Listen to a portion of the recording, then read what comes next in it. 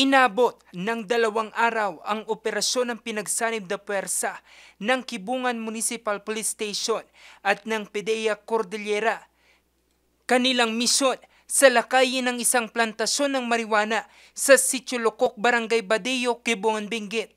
Isinagawa ito mula April 1 at 2. Dito, bumungad sa kanila ang nasa 9,000 square meters na plantasyon. Mayroon itong 70,000 na tanim na marijuana. Ang mga ito nagkakahalaga ng 18 milyong piso. Wala namang nahuling cultivator sa naturang lugar. Hinalughog naman ng pinagsanib na puwersa ng PDEA Regional Office 1 at Binalonan PNP. Sabisan na rin ng isang search warrant ang bahay na ito sa Binalonan, Pangasinan. Target ng operasyon si alias Bong na nakalista bilang isa sa Provincial Drug Listed Personality. Dito, nasamsam nila ang 13 pakete na naglalaman di umano ng shabu. Mayroon itong bigat na 10 gramo at nagkakahalaga ng 68,000 piso.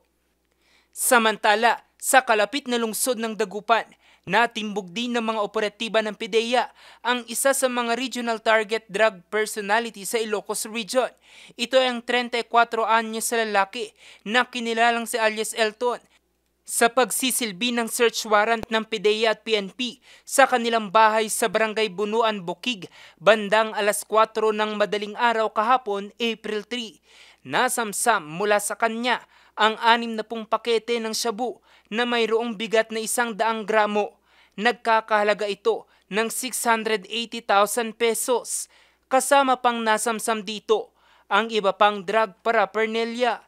Nasa kustodiya na ng PDEA Pangasinan Office Jail Facility ang dalawa at mahaharap sila sa kasong paglabag sa Republic Act No. 9165 o Comprehensive Dangerous Drugs Act of 2002.